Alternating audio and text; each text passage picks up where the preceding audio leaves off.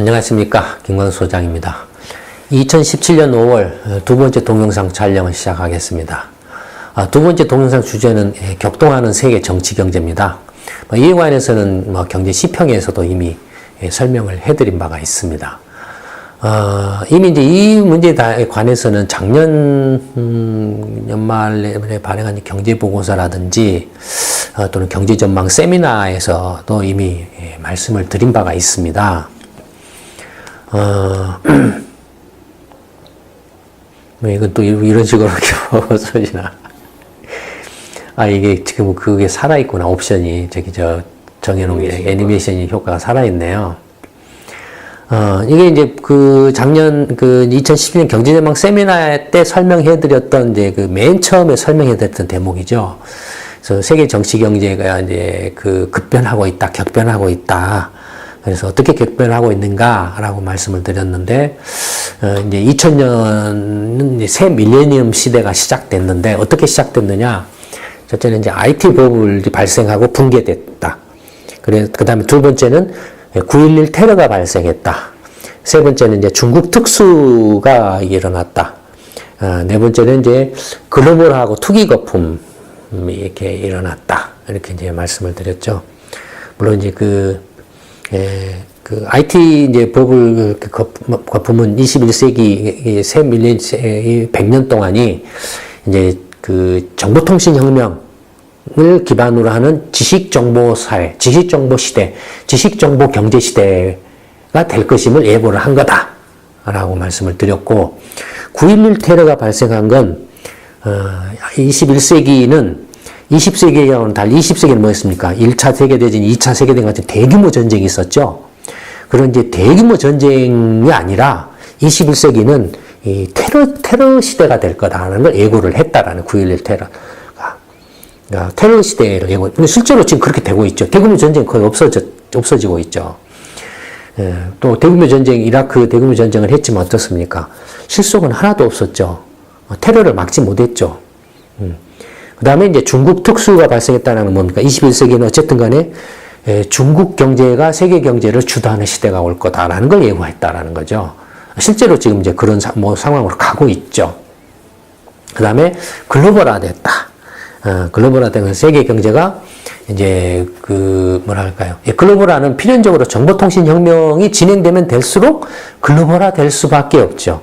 모든 지식 정보나 이런 그런 것들이 실시간으로 전 세계적으로 공유가 되어버리기 때문에, 그리고 모든 이제 경제적인 행위나 거래 이런 것들이 다 국가 단위로 일어나는 게 아니고 이제 세계 단위로, 글로벌 단위로 일어나고 있기 때문에, 그래서 21세기는 필연적으로 글로벌화의 흐름이 대세가 된다라는 거죠. 그러니까 이런 관점에서 보면 지금 이런 21세기 새 밀레니엄 시대의 어떤 흐름의, 기본적인 흐름의, 네 가지 흐름에 역행하는 현상들이 일어나고 있죠, 지금.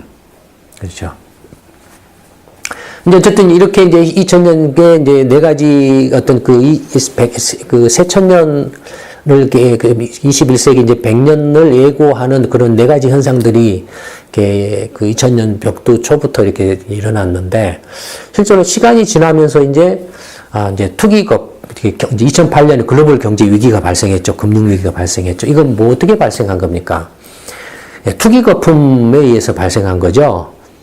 투기 거품인데 이게 예전 1980년대 같았으면 어떻습니까? 일본의 부동산 투기 거품은 일본에 국한됐죠. 거의 글로벌하게 확산되기는 어쨌든. 그 다음에 동아시아, 90년대에 동아시아 외환, 한국 외환위기 같은 거. 이것도 동아시아 외환위기라고 부르지만은 그래도 거의 대부분은 한국에 국한됐죠. 이 동아시아 외환위기가 세계 경제, 미국이나 유럽 경제 막 다 강타를 하고 그러지는 않았죠. 근데 이제 어쨌습니까? 2008년 금융위기나 경제위기는 어땠습니까? 이건 세계 경제 전체가 다 휘청거렸죠. 미국이나 유럽은 말할 것도 없고, 이렇게 아시아, 일본, 한국, 중국 모두 다 거기에 다 휩쓸렸죠. 그러니까 글로벌 경제 위기가 이미 글로벌화됐다. 근데 경제 위기가 발생한 원인이 무슨 정책의 실패라든지 무슨 전쟁이라든지 이런 것이 아니고 투기 때문에 발생했다.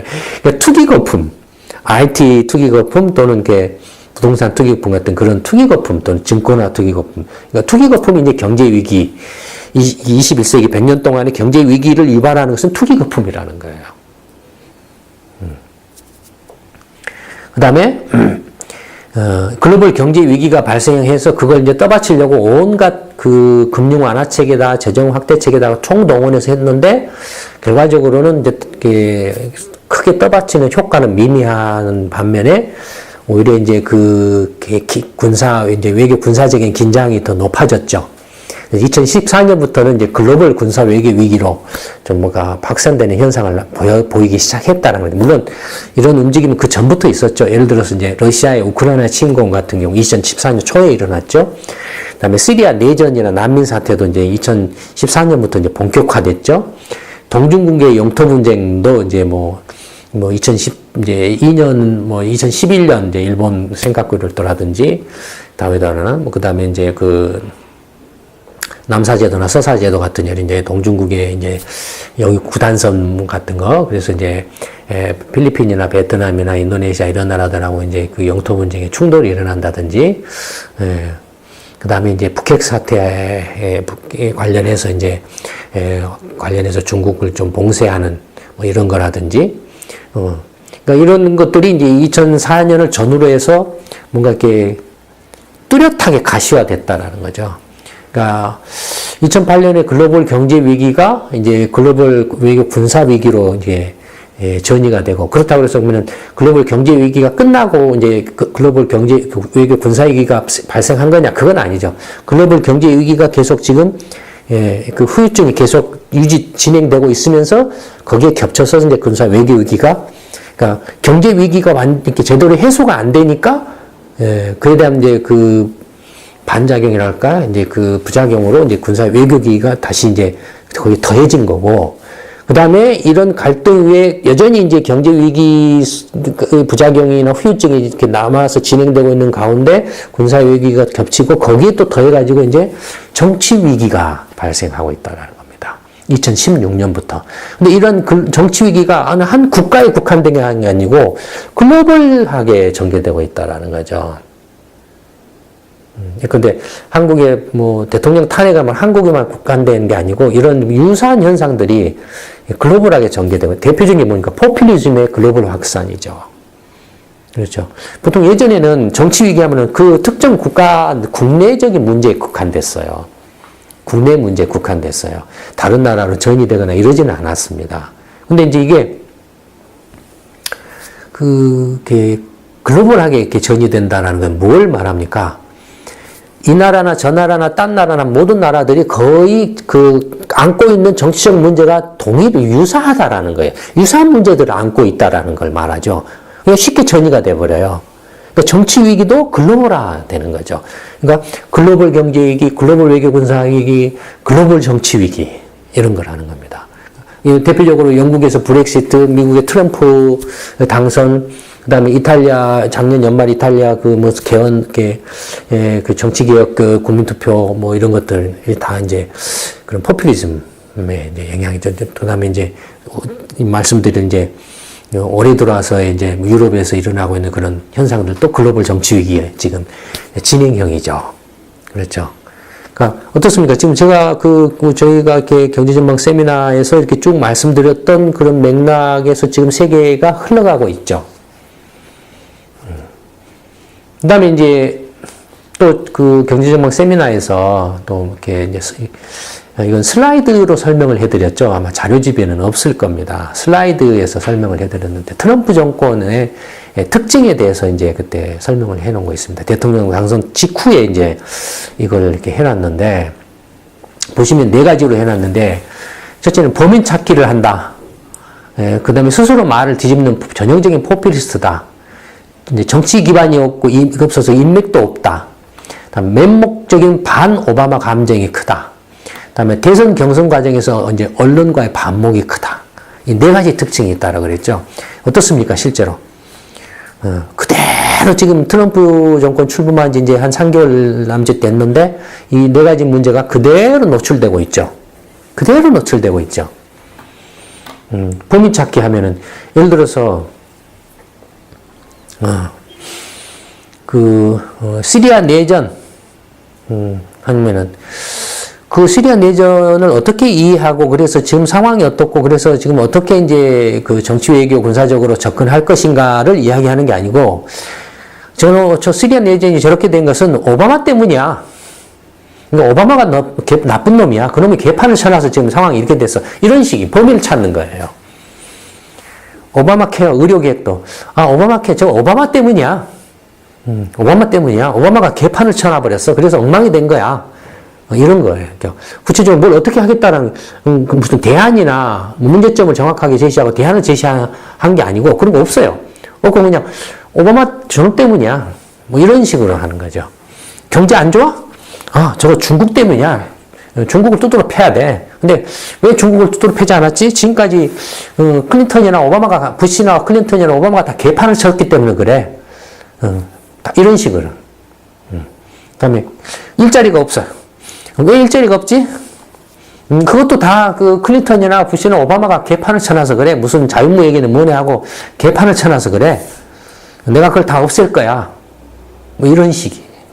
그러니까 범인 찾는 거야. 어떤 문제를, 그 문제의 어떤 원인이나 이런 것들을 정확하게 이해하거나 그 어떤 해법을 고민하는 흔적을 보이는 게 아니라 무조건 하고 적을 만들어 놓은, 적을 찾아서 그 적을 공격하는 거예요. 그걸로서 이렇게 한 거예요. 그 다음에 그렇게 해놓고 나서 이제 너 오바마 케어? 네가 그러면 너 트럼프 케어가 뭐야, 너? 우리 까봐 했더니 없어요. 없어요. 그래서 급조를 한 거예요, 이제. 급조를. 공화당이 이제 좀 생각했던 것에다가 조금 페인트 칠해가지고 급조를 해내는 거예요.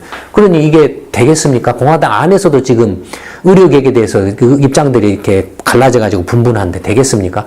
당장에 제동이 걸리죠. 안 되죠. 뭐 그런 거죠. 근데 이민 같은 경우는, 반이민 같은 경우도 일자리가 왜 없어? 그 다음에, 이민 때문에 그래. 이민을 막아야 돼. 국경 장벽도 설치하고 이민, 특히 이제 이슬람, 얘네들 때문에 테러도 있고 이민도 있고 그래서 문제가 심각해. 이슬람을 막아야 돼. 어땠습니까? 아무런 준비나 이게 실제 현실적으로 실행 가능한 건지조차도 생각해 본 적도 없었어요. 그냥 무조건 하고 범인을 찾아요. 그래서 딱 공격을 해놓고 나서 이제 내가 그래서 할 거야 사인했는데 어떻겠습니까? 당장 현실에 부딪혀 소송도 당해버렸잖아요. 그래서 아무것도 못했잖아요. 뭐 이런 식이다 이거예요. 그러니까 그래놓고 예를 들어서 이제 현실에 딱 부딪히니까 이제 말을 바꿔요. 국제 유엔 그거 필요 없어. 나토 필요 없어. 웃기는 거야. 저런 게 왜 필요해? 뭐 이런 식이었어요. 뭐 나프타 그다음에 뭐 WTO 그런 거 다 필요 없어. 이렇게 했어요. 근데 지금은 어떻습니까? 다 이제 인정을 해요. 인정을 해요. 지금 그 인정을 하면서 현실에 부딪혀가지고는 자기 뭐 그러니까 어쩌지 이러지도 못하고 저러지도 못하니까 인정을 할 수밖에 없죠. 그러니까 현실에 지금 이제 부딪혀서 이제 추락을 하고 있는 거예요. 지지율이 툭 떨어지고 있잖아요. 추락을 하고 있는 거예요. 그럼 어떻게 합니까? 말을 막 뒤집는 거예요, 이제. 막 저놈이 나쁜 놈이야. 이거 엉터리야. 막 이렇게 범인 찾기를 해놨는데 현실이 딱 이제 현실적으로 안 되니까. 그리고 자기가 생각해 본 적도 있다가 이제 한번 누가 와서 이제 보좌관이 와서 이건 이렇습니다라고 설명을 해주니까는 이게 이제 지가 엉터리라는 게 드러나거든요, 자기가. 그러니까 어떻게 이제 말을 뒤집는 거예요. 말을 뒤집는 거예요. 금리를 올려야 돼. 그랬다가 이제 현실이 딱 부딪히니까 금리 내리는 게 좋아. 이렇게 바꾼다 이거예요. 달러를 확 후려쳐야 돼. 했다가 또 현실이 부딪히니까 달러가 이렇게 조금 이렇게 강세를 이렇게 보여야 된다. 그러면서 왔다 갔다 해요. 달러가 지금 강세를 딱 이제 보이니까 달러 강세 보이는 건 어쩔 수가 없어. 내가 너무 인기가 좋아서 그래. 시장에 내가 너무 이렇게 듬직한 놈이야라고 봐서 주식시장이, 외환시장이, 투자자들이 내가 너무 믿을 만한 놈이야라고 봐서 달러를 막 사재끼기 때문에 그래서 강세야. 그건 나도 어쩔 수가 없어. 하지만 달러가 너무 강하면 미국 상품 수출이 안 돼. 그러니까 좀 조정은 하기는 해야 돼. 이런 식으로 이야기를 한다 이거예요. 예, 얼마나 이게 그 자뻑 증세냐. 그러니까 실제로 어떤 정책적인 전문성이나 역량이나 어떤 문제인식 자체가 없이 오로지 자뻑 증세하고 범인 찾기. 이게 전형적인 그다음 말 뒤집기 이런 거죠.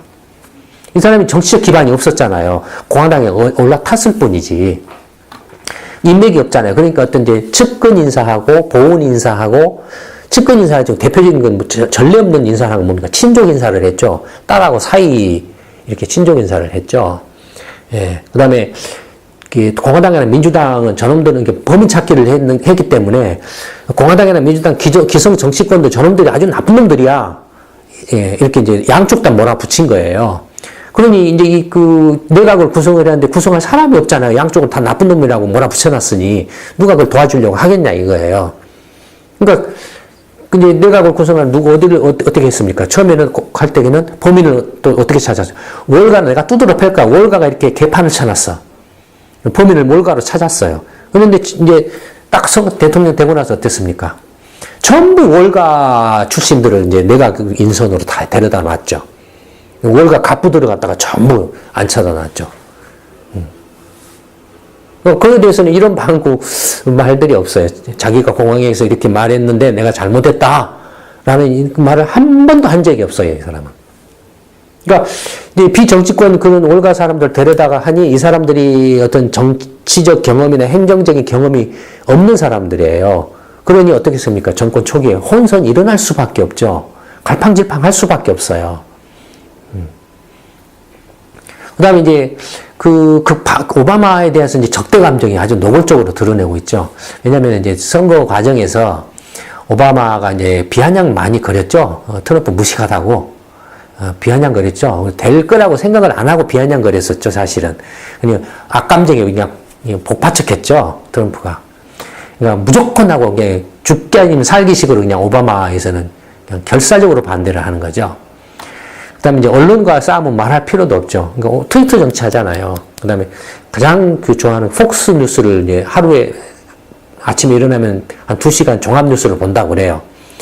그러니까 폭스 뉴스가 이제 논한 거죠. 그러니까 미국 언론도 이제 양분화됐어요. 양극화됐어요. 갈라져 버렸어요. 저는 그렇게까지는 이렇게 하진 않았는데 갈라져 버렸어요. 그러니까 어떻습니까? 미국이라는 나라가 제가 볼 때는 망가지고 있는 거예요. 지금 이런 것들이. 미국이라는 나라가 망가지고 있는 거예요. 미국이라는 나라가 망가지면 어떻게, 미국은 패권 국가인데, 정치적으로나 경제적으로 패권 국가인데, 달러 기축통화하고 군사 패권 국가인데, 미국이라는 나라가 망가지고 있다는 건 뭔가 세계 정치 경제가 지금 흔들리고 있다, 격변하고 있다라는 거죠. 그런 말과 같죠. 그런 거예요, 지금. 근데 올해 들어와서 어떻습니까? 다들 아시면 최근에 이제 프랑스 대선 1차 경선이 끝났죠. 근데 마크롱하고 극우의 르팽이 이제 1위 2로 이제 결선 투표 2주 후인가 이제 5월 달에 결선 투표하죠. 대통령 선거하고 의회 선거하고 대통령 선거를 1차하고 2차하고 얼마나 선거 낭비예요. 저는 뭐 굉장히 낭비라고 생각해요. 그 다음에 그렇다고 해서 프랑스 어떤 정치 권력 구조나 어떤 선거 제도가 합리적이냐? 절대 그렇게 안 보여요. 영국이나 독일 같은 거 봐보세요. 선거 한 번에 딱 끝나잖아요. 일본도 선거 한 번에 끝나잖아요. 미국도 어쨌든 대선인데 뭐 의회 선거 있는데 대선하고 의회 선거를 같이 하잖아요. 한 번에 딱 끝내잖아요. 프랑스는 제가 볼 때는 상당히 좀 이렇게 권력 구조나 어떤 선거 제도를 좀 개편할 필요가 있을 것 같아요. 어쨌든 지금 이제 느닷없이 나온 마크롱하고 르팽이 지금 이제 1, 2위가 돼버렸다. 프랑스 정당은 지금 프랑스 올랑드 대통령은 어느 당이지만 사회당이에요. 좌파 출신 당이에요. 그다음에 뭐 총리도 이게 다수당이 지금 사회당이에요. 그러니까 총리도 지금 그 사회당 출신의 뭐 키즈네인가 하여튼 뭔가 이래서 총리예요. 그러니까 지금 이제 같은 당에서 대통령하고 지금 총리가 나왔기 때문에 어떤 정책적 일관성이 있죠. 현재는. 근데 이게 뒤틀려 버리는 경우가 이렇게 한 서너 차례, 한 3번 정도 있었어요. 대통령을 만들어낸 당하고 총리를 만들어낸 당이 달라버려요. 그러면은 서로 엇박자예요. 그때 프랑스 정치경적으로 막 이렇게 혼란했어요. 혼란스러웠어요. 그러니까, 근데 어쨌든 지금 이제 사회당이 있고 이쪽 이제 우파 쪽으로는 공화당이 이제 다수당이에요. 그러니까 1당이 사회당이고 2당이 공화당이고 기타 당들이 이렇게 쭉 이제 색깔에 따라서 이렇게 쭉 있는 거죠. 근데 마크롱은 당을 만들긴 했는데 국회의원이 한 명도 없어요. 르팽은 국회의원이 비료 한 명 있어요. 한 명 있어요. 사회당하고 공화당 이 양대 정당이 탈락을 해버린 거예요. 탈락을 해버린 거예요. 대선 후보가 져버린 거예요. 근데 어떻습니까? 마크롱은 23%, 르팽이 21%인가 됐어요. 사회당 공화당은 20%예요. 그러면 23% 대통령, 2차 결선 투표에서 몰아주기 한다 한들, 이건 23% 대통령이에요. 그 다음에, 당이 없어요. 당이, 국회의원이. 그러면, 국회에서 어떤 입법이나 이런 것들이 통하겠냐 이거예요. 그러니까, 식물 대통령이 될 수밖에 없어요. 식물 대통령이. 지금 이게 이런 상황이 벌어진 건 뭐니까, 프랑스 국민들이 사회당이고 공화당이고 기성 정치권 싫은 거예요. 예, 싫어가지고 찍은 거예요. 찍은 거죠. 근데 마크롱은 누구냐면 사실상은 그 올랑드 똘마니 출신이라고 봐도 이렇게, 그냥 똘마니 출신이라고 봐야 되죠. 그쪽에서 이제 우리로 보면 어떤 이제 미래창조과학부 장관도 하고 그런 이제 자문도 하고 그쪽에서 정치적 경력을 쌓은, 나이가 39살이에요. 39살. 그러니까 지금 이제, 르팽은 지금 이제 완전히 포퓰리스트로 이렇게 왕따 당해가지고, 이제 사회당하고 공화당 이제 대선 후보들이 이제 마크롱 지지한다라고 선언을 했기 때문에 2차 결선 투표는 상당히 이제 승패가 갈렸다라고 지금 보고 있는 거죠. 그래서 프랑스는 이제 이게 마크롱은 이제 유럽연합을 적극적으로 이제 프랑스가 더 강하게 주도를 해야 된다라고 주장을 하고 있고, 르팽은 완전히 이제 프랑스판 트럼프예요. 프랑스판 트럼프예요. 그러니까 르팽이 딱 위로 올라가니까 트럼프가 당장 즉각 르팽 괜찮은 놈이야 이렇게 말을 했어요. 여자니까 괜찮은 여자야라고 좀 비어를 쓰면 괜찮은 이렇게 했겠죠. 괜찮은 여자야라고. 예, 프랑스도 이렇게 자기처럼 돼야 돼. 이런 식으로 이야기를 하는 거예요. 웃기는 거예요. 이게 나토에 대해서, 나토는 없애야 돼. 이렇게 대선 때는 말했다가, 이제 대통령이 되고 나서는 나토를 계속 강화를 하겠다라고 또 바꿨다가, 프랑스는 이제 대통령에서 르팽은 이제 나토를 탈퇴하겠다라고 하고 있거든요. 유럽연합뿐만 아니라 나토 자체를 탈퇴를 해버리겠다고 하고 있거든요. 그러니까, 이렇게, 르팽 괜찮은 여자야. 이렇게, 지지를 해. 나를 본따서 이렇게 괜찮은 여자야. 내 또 이렇게 똘마니가 하나 생겼네. 이런 식으로 이야기를 하는 거예요. 그러니까 그 문제는 뭐냐면, 이런 포퓰리즘이, 그러니까 아주 프랑스판 포퓰리즘이죠. 르팽 같은 경우는. 그러니까, 기성 정치권을 다 싫어해요. 왜냐면 이게, 세계적인 현상이라 그랬잖아요. 아까 말씀드렸던 것처럼. 세계적으로 공통적으로 뭔가 각 나라의 어떤 선진국을 중심으로 해서 각 나라의 국민들이 기성 정치권에 대한 어떤 여러 가지 불만들이 다 이렇게 유사하다 이거예요. 정치적 무능이라든지 경제적으로 이렇게 무능력함, 경제적인 어떤 무책임함, 그 다음에 이제 정치적이나 군사 외교적으로 이렇게 어떤 리더십이 없다라는가, 정치적으로 이렇게 정말로 납득할 만한 이런 것들을 못한다든가, 이런 기득권화 돼버렸다든가, 이런 것에 대한 불만들이 다 공통적이에요. 그러니까 세계적으로 지금 이렇게 정치 위기가 동시에 글로벌하게 일어나고 있는 거예요. 문제는 뭐냐면,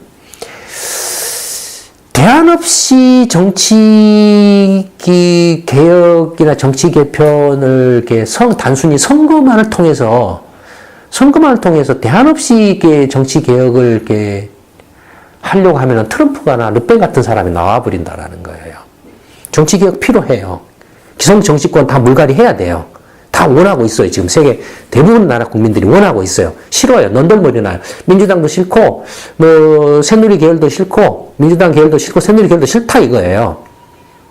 마찬가지예요. 일본 국민도 사실 자민당도 싫고 다 싫어요. 다 물갈이 하고 싶어요. 미국 국민들도 그렇잖아요. 공화당도 싫고 민주당도 싫어요. 영국도 마찬가지예요. 보수당도 싫고 자유당도 싫어. 노동당도 싫어요. 프랑스 국민들도 사회당도 싫고 공화당도 싫고 다 싫어요. 싫은데 그럼 어떻게 해야 되냐?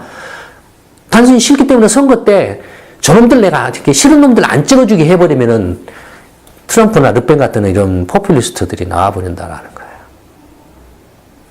그럼 어떻게 해야 되느냐 이거예요. 시민사회에서 새로운 정치 세력을 만들어내야 돼요. 그걸 하지 않고서 단순히 선거에서 이렇게 무명이나 이렇게 정치적 기반이 없는 사람을 그냥 감정적으로 이렇게 찍어버리면, 어떤 붐의 바람몰이로 해서 찍어버리면, 선택을 해버리면 더욱더 혼란에 빠져버려요. 트럼프 지금 또 찍었는데 어떻게 됐습니까? 더 뭐 좋아졌습니까? 더 혼란스럽잖아요, 지금. 혼란스럽잖아요. 갈팡질팡하고. 찍은 사람도 이제 싫어하잖아요, 지금. 찍은 사람도. 그러니까, 그러니까 대안을 만들어내는 게 중요해요. 그러니까 한국도 마찬가지예요. 선거 때만 되면 최악 막 떠들고만 있잖아요. 그러면, 그런 놈들이 그런 자들이 나올 수밖에 없어요. 트럼프나 르펜과 같은 그런 자들이 나올 수밖에 없어요. 누가 나와도 그런 자들이 나올 수밖에 없어요. 대안을 만들어야 돼, 시민사회에서.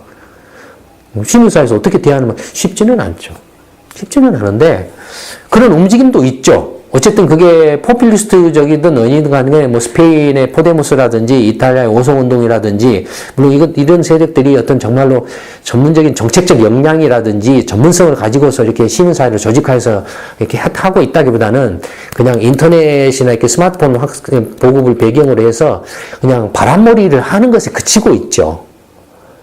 실제로 문제 해결 능력이나 대안이나 정책적 역량을 갖는 어떤 전문가 집단이라든지 시민사회 어떤 전문가 집단을 중심으로 해서 뭔가 새로운 어떤 시민 정치 세력을 체계적이고 조직적으로 만들어 나간 게 아니고 그냥 일시적으로 붐을 일으켜서 와 해가지고 이렇게 만든 거죠. 이런 건 이렇게 시행착오를 반복할 뿐입니다. 악순환이에요, 더욱더. 악순환이 더 커져버려요, 그렇게 되면은. 대안을 만들어야 됩니다. 근데 어쨌든 프랑스가 이런 상황이고, 영국이 이제 메이 총리가, 카메론이 역시 이제 유럽연합 탈퇴 여부를 이렇게 브렉시트 자기가 그냥 뭐 생각 없이 질렀다가 당해버린 거잖아요. 생각 없이 질렀다가. 그래서 이제 메이라는 사람이 이제 총리직을 이제 보수당의 이제 총재가 임명돼가 총리가 됐잖아요. 이어받았잖아요. 임기가 2019년인가 2020년까지가 그럴 겁니다. 2019년인가? 상당히 남았는데, 갑자기 느닷없이 6월 달에 조기 총선을 하겠다고 전격적으로 발표를 했어요. 발표한 배경이 뭐냐면은, 지금 보수당 지지율이 굉장히 높다고 판단을 한 거예요. 반면에 노동당 총재, 코빈인가 뭔가 하는 총재가 완전히 좀 이렇게 쪼다해가지고, 최악이다 이거예요. 노동당도 빨리 총재를 바꾸고 새로운 인물을 내세워서 대항을 해야 되는데, 그러니까 지지율 격차가 막 20% 이상 나니까, 이때 그냥 아예 그냥 위에 총선, 해산해가지고 총선해서 싹쓸이 해버리자. 그래서, 메이는 이렇게 선거를 통해서 뽑힌 총리가 아니다. 그래서 이렇게 비아냥거렸는데, 뭐 그런 것도 그냥 한 방에 해결해버리고, 이제 압도적인 과반수를 이렇게 차지해가지고, 이제 좀 이렇게 뭔가 하고 싶은 대로 강력하게 뭔가를 해버리자. 이런 이제 생각으로 이렇게 한 거예요. 이것도 사실은 지금 꼼수죠. 만약에 지금 브렉시트에 대해서 이제 여론이 그때는 작년 브렉시트 투표할 때는 어떻게 보면은 깊이 생각하지 않고 그냥 욱하고 한 면들이 강해요. 그때는 그래도 브렉시트 가결이 안 될 거라고, 이렇게 아슬아슬하게 가결 안 될 거라고 봤는데 아슬아슬하게 됐잖아요. 근데 만약에 투표해가지고 만에 하나 과반수를 못 얻어버린다든지, 지금 현재 과반수보다 한 17석 정도 더 많은가, 약간 넘어요. 근데 의석수가 줄어버린다든지 과반수를 못 넣어버릴 경우에는 브렉시트 취소 이야기가 나와버릴 수가 있어요. 실제로 유럽연합 쪽에서는 차라리 잘 됐다. 이번 총선 해가지고 영국이 브렉시트 취소해라. 그래서 야당한테 표를 몰아줘가지고 취소하면은 그냥 복잡한 문제 다 해결되지 않느냐. 그리고 영국이 불만을 가지고 있는 거, 유럽연합 관련해서 뭐 비용 부담이 너무 크다라든지 이민 문제라든지 이런 것이 불만이 있는, 그건 협상을 통해서 좀 조정을 하면 된다. 굳이 그냥 이렇게 나가겠다고 할 것까지 할 필요가 뭐가 있냐. 이렇게 말한다, 이거 지금. 만약에 그런 상황이 벌어지면은 이것도 완전히 이렇게 웃기는 거죠. 뭐 하려고 투표를 2번씩이나 했냐 이거예요. 그러면 되잖아요. 그 다음에 이제 그러면 터키 같은 경우도 이제 이른바 터키는 뭡니까? 지금 에르도안인가 뭐 하는 대통령이 이제 현재는 터키는 의원내각제입니다. 예, 의원내각제인데 이른바 이제 터키판 유신 독재 개헌을 해버렸어요. 예, 터키판 유신 독재. 그래서 총리도 없애버리고 의원내각제 폐지하고 대통령제에서 이렇게 유신 독재는 대통령제로 개헌을 해버렸어요. 그것도 지금 이제 했는데 51%대 49%로 개헌이 통과가 돼서 과반수로. 그런데 부정투표 의혹이 이제 제기가 되고 있어요. 유럽연합 선거감시단이라든지 이런 데서 이제 한 250만 표 이상 부정 투표를 했다. 사실은 개헌이 이제 기각됐는데 부정투표로 인해 부정선거로 인해 가지고 이렇게 통과된 걸로 나타났다. 시비가 붙어 있죠. 그러니까 터키는 이제 뭐니까 유럽연합 이제 가입을 위한 준비를 하고 있는 나라예요. 유럽연합. 근데 유럽연합에서 안 받아주는 거예요. 이제 독재는 조건이 민주주의 국가여야 돼요. 조건이 최소한의 기본적인 조건이. 근데 독재로 가버리면 그거 받아주겠습니까? 안 받아주죠. 터키는 지정학적으로 굉장히 한 가운데 있어가지고 뭐 이렇게 모든 것이 가운데 있어요. 터키가 유럽과 아시아, 뭐 러시아 이런 것들이 이렇게 가운데 이슬람 가운데 있어가지고 굉장히 중요한 지정학적 위치를 가지고 있는데 그런 데서 혼란이 일어나면 중동 전체가 흔들리죠. 한국도 이제 대통령 탄핵이 일어났고, 그 다음에 이제 북핵 긴장이 고조됐죠. 한반도 사드 배치 일어났고, 중국이 거기에 대해서 이제 말할 수 없이 강력하게 반발해서 한국에 대해서 경제적인 압력을 가하고 있잖아요. 그 다음에 이제 미중 정상회담을 했는데, 그 트럼프 대통령이 이제 그 정상회담 중에 시리아 폭격을 했죠. 아프가니스탄. 시리아 폭격을 하고, 그 다음에 폭격을 하는데 그거에 대해서 이제 북한하고 중국에 대해서 경고한 메시지를 이렇게 보여주기 위해서 폭격을 했다라는 식으로 이야기를 했잖아요. 그 다음에 그 정상회담 때, 그 미중 정상회담에서 트럼프 대통령이 시진핑 주석이 와서 나한테 이렇게 말하더라. 한국은 역사적으로 중국의 일부라고 말했다라고 트럼프 대통령이 까발렸어요. 웃기는 거예요, 이게 정말로. 그러니까 얼마나 이게 지금 그 트럼프가 이렇게 중구난방이냐는 거예요. 그러니까 외교가 뭔지를 몰라요. 그 다음에 군사나 이렇게 외교나 군사가 뭔지를 모르는 거예요. 한번 생각을 해보세요. 미중 정상회담을 처음 이제 서로 모르는 상태에서 만나서 처음 하는 건데, 그리고 서로 이제 긴장 관계가 굉장히 높았잖아요. 트럼프가 중국을 두드러 패겠다고 했으니까 무역 불균형이 심하고 그래서 환율도 조작하고 그래서 관세도 막 때리고 막 하겠다라고 했는데, 그 서로 긴장을 바짝 해가지고 이제 이렇게 그 정상회담을 했는데. 거기서 이제 트럼프, 시진핑이 이런저런 이야기 하다가 그런 말을 이제 사적으로 사석에서 했겠죠. 했으니까 트럼프가 그런 말을 했을 거 아닙니까? 그런데 명색이 미국의 대통령이라는 자가 이른바 G2라고 할 수 있는 중국의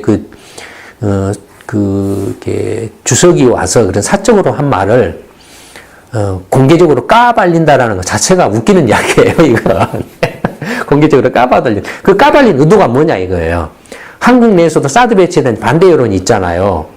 그 다음에, 헷갈리고 있잖아요. 중국 눈치 볼랴, 한국 눈치 볼랴, 뭐 이렇게 헷갈리고 있잖아요. 만약에 이제 이런 말을 하면 한국 사람들이 욱해가지고 완전히 이제 미국 편으로 돌아설 거다. 라고 이렇게 생각을, 그런 의도로 이렇게 한 것처럼 보이기도 해요. 지금 완전히 유치 뽕짝이죠. 이거 정말 외교의 그 기본 외자도 모르는 완전히 촌뜨기예요. 만약에 그렇게 생각을 해서 했다라면. 그 다음에 시리아 폭격을 한 걸 가지고 중국하고 북한에 대해서 위협 내지는 압박을 가했다라는 것 자체도 웃기는 이야기.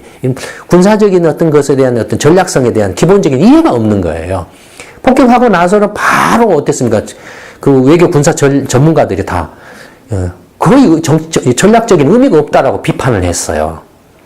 시리아하고 북한은 근본적으로 다르다 이거예요. 지정학적으로도 다르고 여러 가지 그 이해관계도 다르고 근본적으로 다르다 이거예요. 전략적인 그런 효과도 없다 이거예요. 시리아가 화학무기를 썼다고 해서 폭격을 했다. 시리아는 러시아가 지금 떠받치고 있는데 아프가니스탄 어떻게 됐냐 이거예요. 러시아가 떠받치면서 전쟁에서 이게 완전 수렁텅이었잖아요. 결국은 철수를 했잖아요. 문제 해결 못하고. 이라크도 사실은 해결 못하고 부시가 공격을 했지만 테러가 어떻게 근절이 됐습니까? 더 커져버렸죠.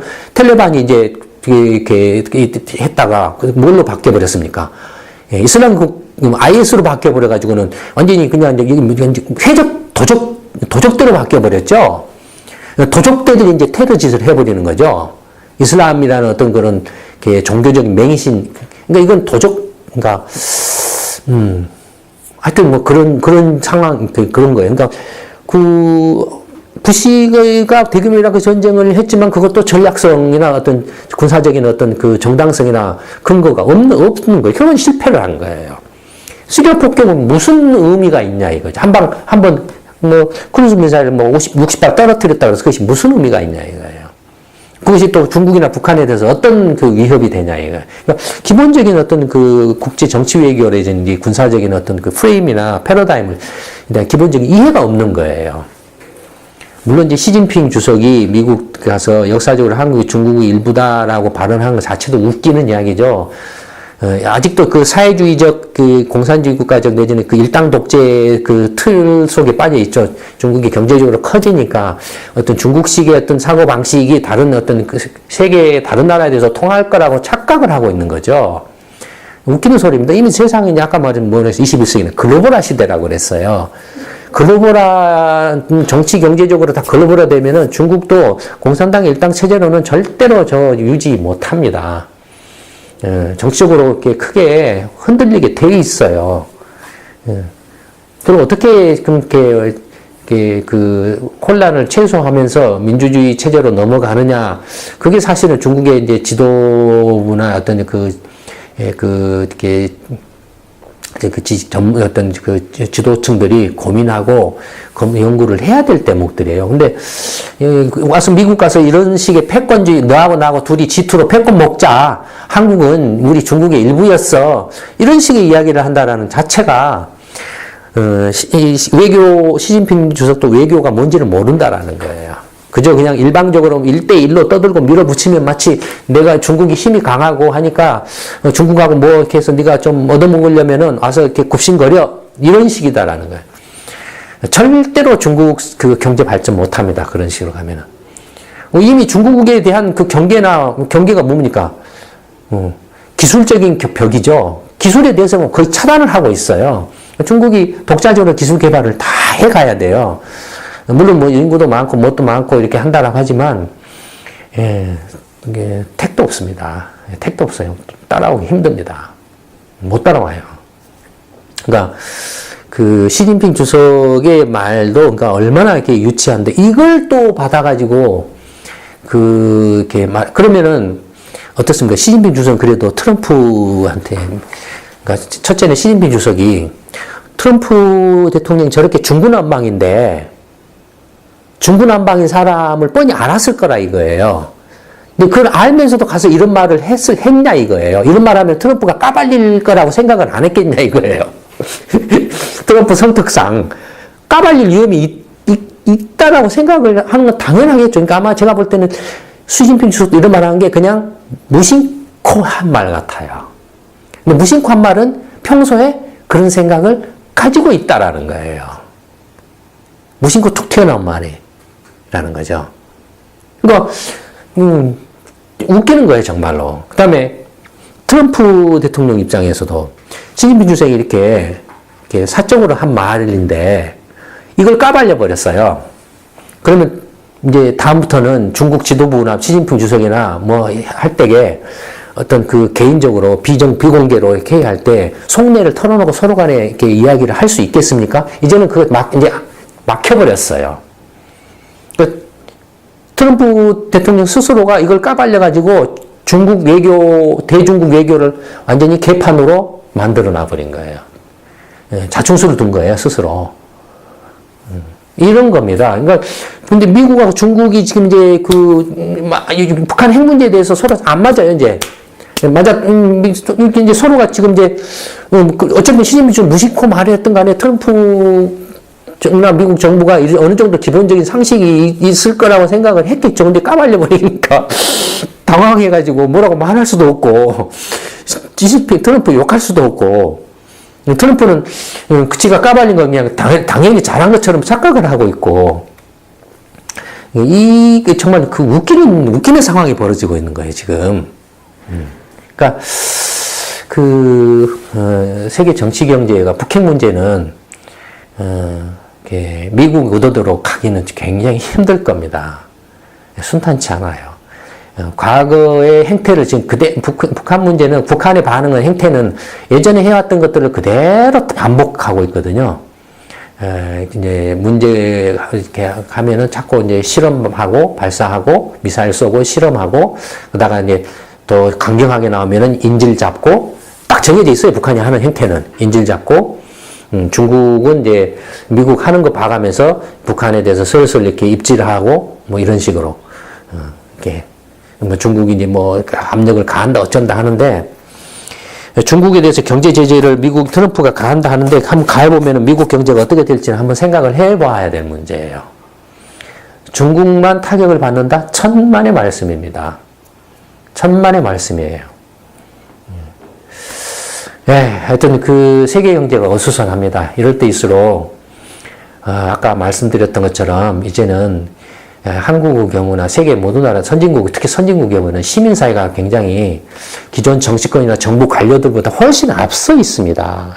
기득권화되어 있어요. 정치권이나 정부 관료들은 기득권화되어 있어요. 거기에 대해서 지금 시민사회가 앞서 있기 때문에 이 시민사회의 기대 수준이나 요구를 못 따라가고 있어요. 거기에서 이제 불만이 계속 누적되고 이제 폭발하고 있는 거예요. 근데 대책 없이 불만만 표출을 하게 되면 엉뚱한 놈이 와서 챙겨먹고 더 난장판을 만들어놔요. 포퓰리스트나 이런 애들이 나타나가지고. 그러니까 이제는 시민사회가 얼마나 많은 다양한 분야의 전문가들이 얼마나 많습니까? 한국의 경우에도. 이렇게 시민사회가 새로운 정치 세력을 만들어가면서 정치개혁을 해야 합니다. 그것이 시행착오 내지는 포퓰리스트나 엉터리들이 휩쓸리지 않고 혼란을 최소화하면서 정치개혁을 이루어갈 수 있는 유일한 방법입니다. 그걸 오래전부터 내다봤기 때문에 제가 지금 이순신 프로젝트도 하고 정책 아카데미도 하고 있는 겁니다. 그렇기 때문에 정말로 그 시민사회에 뜻이 있는 많은 분들, 특히 전문가의 직업군을 가지고 계신 분들, 이순신 프로젝트하고 정책 아카데미에 적극 동참해 주시기 바랍니다. 그래서 시민사회, 시민들의 힘으로 기존 정치권과 정부 관료들의 그 만행이라고 할까요? 엉터리를 과감하게 이렇게 물갈이를 해가도록 이렇게 합시다. 5월 두 번째 동영상 촬영은 이걸로 마치도록 하겠습니다. 감사합니다.